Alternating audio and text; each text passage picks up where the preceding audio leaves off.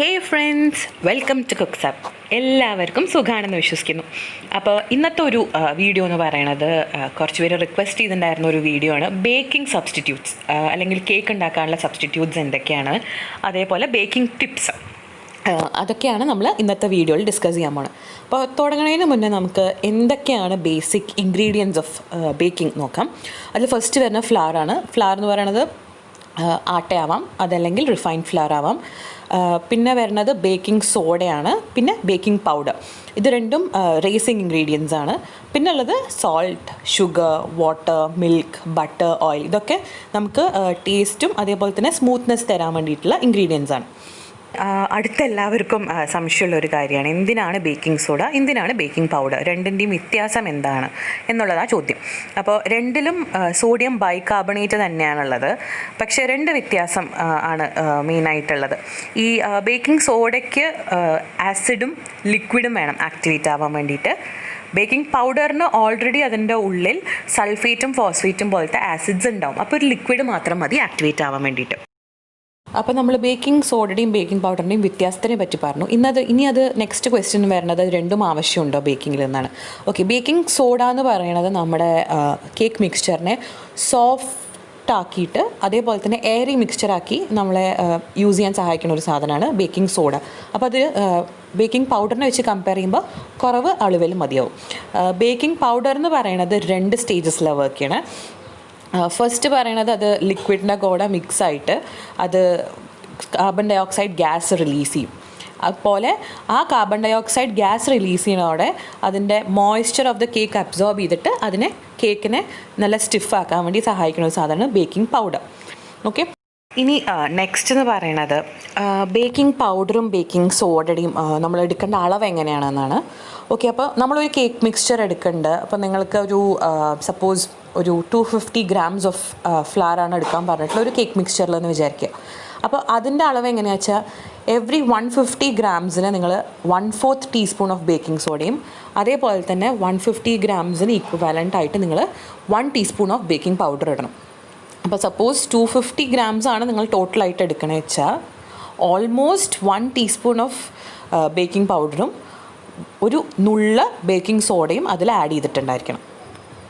ഇനി സപ്പോസ് നിങ്ങളുടെ കയ്യിൽ ബേക്കിംഗ് സോഡ അല്ലെങ്കിൽ ബേക്കിംഗ് പൗഡർ ഇല്ല, ഏതെങ്കിലും ഒരു സാധനം മാത്രമേ ഉള്ളൂ എന്ന് വിചാരിക്കുക. അപ്പോൾ എങ്ങനെയാണ് സബ്സ്റ്റിറ്റ്യൂട്ട് ചെയ്യേണ്ടതെന്നാണ് അടുത്ത ചോദ്യം. അപ്പോൾ നിങ്ങൾ ബേക്കിംഗ് സോഡ മാത്രമേ നിങ്ങളുടെ കയ്യിലുള്ളൂ വിചാരിക്കുക. അങ്ങനെയാണെങ്കിൽ നിങ്ങൾക്ക് ബേക്കിംഗ് പൗഡറിന് പകരം നിങ്ങൾ ഒരു extra 1/4 teaspoon of baking soda plus 1/2 teaspoon of വിനാഗിരി ആഡ് ചെയ്തിട്ടുണ്ടായിരിക്കണം. ഇനി അതല്ല, നിങ്ങളുടെ കയ്യിൽ ബേക്കിംഗ് പൗഡർ മാത്രമേ ഉള്ളൂ എന്ന് വിചാരിക്കുക. ബേക്കിംഗ് സോഡയ്ക്ക് പകരം നിങ്ങളുടെ കയ്യിൽ ബേക്കിംഗ് പൗഡർ മാത്രമേ ഉള്ളൂ വെച്ചാൽ നിങ്ങൾ 1.5 teaspoon of baking powder add ചെയ്തിട്ടുണ്ടായിരിക്കണം. Okay, instead of baking soda. Okay, അപ്പോൾ ആ കണക്ക് നിങ്ങൾക്ക് മനസ്സിലായി എന്ന് വിചാരിക്കുന്നു. ഓക്കെ, ഇനി അടുത്ത വരുന്ന ചോദ്യം, എപ്പോഴാണ് നമ്മൾ ബേക്കിംഗ് സോഡ ഉപയോഗിക്കേണ്ടത്, എപ്പോഴാണ് നമ്മൾ ബേക്കിംഗ് പൗഡർ ഉപയോഗിക്കണമെന്നാണ്. ഞാൻ പറഞ്ഞല്ലോ, ബേക്കിംഗ് സോഡ എന്ന് പറയുന്നത് ഭയങ്കര വേഗം റിയാക്ട് ചെയ്യുന്ന ഒരു സാധനമാണ്. ബേക്കിംഗ് പൗഡറിനെ വെച്ച് കമ്പയർ ചെയ്യുമ്പോൾ ബേക്കിംഗ് പൗഡർ 2 സ്റ്റേജസിലാണ് വർക്ക് ചെയ്യുക. അപ്പോൾ ഈ ബേക്കിംഗ് സോഡയ്ക്ക് എപ്പോഴും ഒരു ആസിഡും ലിക്വിഡും വേണം കാർബൺ ഡൈ ഓക്സൈഡ് റിലീസ് ചെയ്യാൻ വേണ്ടിയിട്ട്. പകരം ബേക്കിംഗ് പൗഡറിന് ഒരു ലിക്വിഡ് മാത്രം മതിയാവും. അപ്പോൾ ഏതൊക്കെ റെസിപ്പീസിലാണോ നമ്മൾ ബേക്കിംഗ് സോഡ ഉപയോഗിക്കുന്നത് അതിൻ്റെ കൂടെ കുറച്ച് തൈര് അല്ലെങ്കിൽ molasses, brown sugar, natural cocoa powder ഇതൊക്കെ വേണം. കാരണം ഇതിലൊക്കെ ചെറിയൊരു അസിഡിക് കണ്ടൻറ്റ് ഉണ്ട്. പകരം നമ്മൾ ബേക്കിംഗ് പൗഡറാണ് ഉപയോഗിക്കണമെന്ന് വെച്ചാൽ അതിൻ്റെ ഒരു ലിക്വിഡിന് മാത്രം ആവശ്യം മതി. പിന്നെ വേറെ ശ്രദ്ധിക്കേണ്ട ഒരു കാര്യം, ഇപ്പോൾ നിങ്ങൾ കേക്ക് 2 ബാച്ചസ് ആയിട്ടാണ് നിങ്ങൾ ബേക്ക് ചെയ്യണമെന്ന് വെച്ചാൽ ബെസ്റ്റ് ഉപയോഗിക്കുന്നത് ബേക്കിംഗ് പൗഡറാണ്. ബേക്കിംഗ് പൗഡർ കൂടുതൽ അളവിൽ ഉപയോഗിക്കാൻ നോക്കുക ബേക്കിംഗ് സോഡയ്ക്ക് പകരം. കാരണം ബേക്കിംഗ് പൗഡർ റിയാക്ട് ചെയ്ത് വരാൻ സമയമെടുക്കും. അപ്പോൾ ബേക്കിംഗ് സോഡ വേഗം റിയാക്ട് ചെയ്യുന്നതുകൊണ്ട് നമുക്ക് ചിലപ്പോൾ നല്ല കേക്ക് മിക്സ്ചർ കിട്ടിയെന്ന് വരില്ല 2 ബട്ടായിട്ട് നമ്മൾ ബേക്ക് ചെയ്യുകയാണെങ്കിൽ. ഓക്കെ, ഇനി അടുത്തത്, എപ്പോഴൊക്കെയാണ് എനിക്ക് രണ്ടും കൂടെ ഉപയോഗിക്കാൻ പറ്റുക, ബേക്കിംഗ് സോഡ ഉപയോഗിക്കാൻ പറ്റുക, ബേക്കിംഗ് പൗഡർ ഉപയോഗിക്കാൻ പറ്റുക എന്നാണ് അടുത്ത ചോദ്യം. അപ്പോൾ ശരിക്കും പറഞ്ഞു കഴിഞ്ഞാൽ രണ്ടും ഒരു പ്രത്യേക അളവിൽ വേണം. ഞാൻ പറഞ്ഞില്ലേ 1/4 ടീസ്പൂൺ എന്നുള്ള അളവിൽ. കാരണം ഏതാണെങ്കിലും ശരി കൂടുതൽ അളവിലായി കഴിഞ്ഞ് കഴിഞ്ഞാൽ പ്രശ്നമാണ്. ഇപ്പോൾ ബേക്കിംഗ് സോഡ എന്ന് പറയുന്നത് നമ്മുടെ അസിഡിക് കണ്ടൻറ്റ് നമ്മൾ ആഡ് ചെയ്യുമല്ലോ. അപ്പോൾ അത് റിയാക്ട് ചെയ്തിട്ട് അതിൻ്റെ ആ സോപ്പി ആയിട്ടുള്ള ഒരു ടേസ്റ്റ് വരും ബേക്കിംഗ് സോഡ കൂടി കഴിഞ്ഞാൽ. അപ്പോൾ ആ ടേസ്റ്റ് ന്യൂട്രലൈസ് ചെയ്യാൻ വേണ്ടി സഹായിക്കും ബേക്കിംഗ് സോഡ. അതേപോലെ തന്നെ ബേക്കിംഗ് പൗഡർ എന്തിനാ വെച്ചാൽ നമ്മുടെ കേക്കിനെ നന്നായി റൈസ് ചെയ്യിപ്പിക്കാൻ സഹായിക്കുന്ന സാധനമാണ്. അതിനൊരു പ്രത്യേക ടേസ്റ്റൊന്നുമില്ല. ഓക്കെ, അപ്പോൾ ബൈ റൂൾ എന്ന് പറയുകയാണെങ്കിൽ 1/4 teaspoon of baking soda plus 1 teaspoon of baking powder should be used for 250 grams of floor. 250 grams of floor എന്ന് പറഞ്ഞാൽ നമ്മുടെ പൊതുവേ ഒരു മീഡിയം ഇതായിട്ടുള്ള ചായക്കപ്പ്, ചെറിയ ചായക്കപ്പല്ല, മീഡിയം അല്ലെങ്കിൽ മീഡിയം ടംബ്ലർ എന്നൊക്കെ പറയില്ലേ നമ്മൾ, ചായ കുടിക്കുന്ന മീഡിയം ടംബ്ലർ, ആ ടംബ്ലർ അതല്ലെങ്കിൽ ഒരു ടീ കപ്പിൻ്റെ ഇതാണ് 250 grams. ഓക്കെ, അപ്പോൾ നിങ്ങളുടെ ആസിഡ് പാർട്ട് ആഡ് ചെയ്യാൻ മറക്കരുത്. നമ്മൾ ബേക്കിംഗ് സോഡയാണ് ഉപയോഗിക്കണ വെച്ചാൽ. ഓക്കെ, ഇനി അടുത്ത വരുന്ന ചോദ്യം refined floor versus wheat floor അല്ലെങ്കിൽ മൈദ വേഴ്സസ് ആട്ട. അപ്പോൾ അതെങ്ങനെയാണെന്നാണ് ചോദിക്കണേ.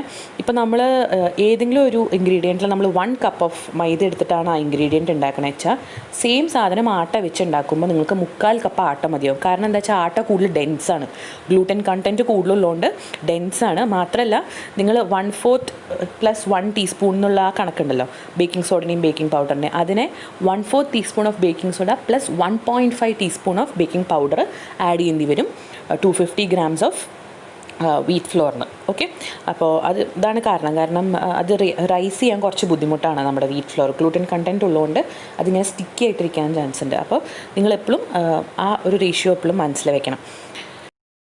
ഓക്കെ, ഇനി അടുത്ത എന്നോട് ചോദ്യം ചോദിക്കാറുള്ള കുറച്ച് വരാറുള്ള ചോദ്യങ്ങളാണ് ഈ കേക്കിന് നമ്മൾ മുട്ട ആഡ് ചെയ്യുമല്ലോ കുറേ പേര്. അപ്പോൾ മുട്ടയില്ലാത്ത എഗ്ലെസ് കേക്കിന് നമ്മൾ എഗ്ഗിന് പകരം സബ്സ്റ്റിറ്റ്യൂട്ട് ചെയ്യാൻ പറ്റിയ വല്ല സാധനമുണ്ടോ, മുട്ടയില്ലാണ്ട് ഉണ്ടാക്കിയാൽ ശരിയാവുമോ എന്നൊക്കെ ചോദിക്കാറുണ്ട്. അപ്പോൾ ഈ പഞ്ചസാരയുടെ കൂടെ നമ്മൾ മുട്ട മിക്സ് ചെയ്യുമ്പോൾ അതിൻ്റെ ഉള്ളിൽ എയർ ഹോൾഡ് ചെയ്യും. അങ്ങനെയാണ് നമ്മൾ ഈ എഗ് വൈറ്റൊക്കെ ബീറ്റ് ചെയ്ത് നമ്മൾ നമ്മുടെ ക്രീം ഉണ്ടാക്കുന്ന കണ്ടിട്ടില്ലേ, വിപ്പിംഗ് ക്രീം, അതിൻ്റെയൊക്കെ ബേസിക് ഇതാണ്. നമ്മൾ പഞ്ചസാരയുടെ കൂടെ മിക്സ് ചെയ്യുമ്പോൾ അതിൻ്റെ ഉള്ളിൽ എയർ ക്യാപ്ചർ ചെയ്യപ്പെടും. അപ്പോൾ അതൊരു നല്ലൊരു സ്ട്രക്ചർ തരും. അപ്പോൾ അതേ സാധനമാണ് കേക്കിൽ നമ്മൾ അപ്ലൈ ചെയ്യണം. അപ്പോൾ നമ്മൾ അതിനൊരു പ്രത്യേക ഒരു സ്റ്റേഡി ആയിട്ടുള്ള സ്ട്രക്ചർ ഉണ്ടാവുകയും ചെയ്യും, ഒരു ലൈറ്റ്നെസ് ഉണ്ടാവുകയും ചെയ്യും. അപ്പോൾ ഈ മുട്ട ആഡ് ചെയ്യണത് ഇതിന് വേണ്ടിയിട്ടാണ്. പറഞ്ഞാൽ നല്ലൊരു ലൈറ്റ് മിക്സ്ചറും ആയിരിക്കണം, എന്നാൽ സ്റ്റേഡി ആയിരിക്കണം. അപ്പോൾ എന്തൊക്കെയാണ് ഇനി സബ്സ്റ്റിറ്റ്യൂട്ട്സ് ഫോർ എഗ്സ് എന്നൊക്കെ ചോദിക്കാറുണ്ട്. അപ്പോൾ മുട്ടയില്ലാത്തൊരു റെസിപ്പി ആണെങ്കിൽ നിങ്ങൾക്ക് ഒരു മുട്ടയ്ക്ക് പകരം, ഒരു മുട്ട ആഡ് ചെയ്യുന്ന റെസിപ്പി ആണെങ്കിൽ ഒരു മുട്ടയ്ക്ക് പകരം നിങ്ങൾക്ക് 1/4 teaspoon of baking soda plus 1/2 teaspoon of baking powder plus 1 teaspoon of vinegar substitute ചെയ്യാം. അതല്ലെങ്കിൽ നിങ്ങൾക്ക് apple sauce 1/4 cup of apple sauce add ചെയ്യാം. ആപ്പിൾ സോസ് എന്ന് പറഞ്ഞാൽ നമ്മുടെ ആപ്പിൾ വേവിച്ചിട്ട് അതിൻ്റെ തൊലി കളഞ്ഞ് അടിച്ചെടുക്കണതാണ് ആപ്പിൾ സോസ്. അതല്ലെങ്കിൽ 1/4 cup ഓഫ് കേർഡ്, അതല്ലെങ്കിൽ 1 ripe മാഷ്ഡ് ബനാന എന്ന് പറയുമ്പോൾ നിങ്ങൾക്ക് നല്ലോണം ഈ പഴത്തിൻ്റെ ടേസ്റ്റ് വരണുള്ള ബനാന അല്ല കേട്ടോ, കാര്യമായി ഫ്ലേവർ ലെസ് ആയിട്ടുള്ള പഴം വേണം എടുക്കാൻ, ഒരു മീഡിയം സൈസ് പഴം. ഓക്കെ, അങ്ങനെ ഈ വീഡിയോ അവസാനിച്ചു.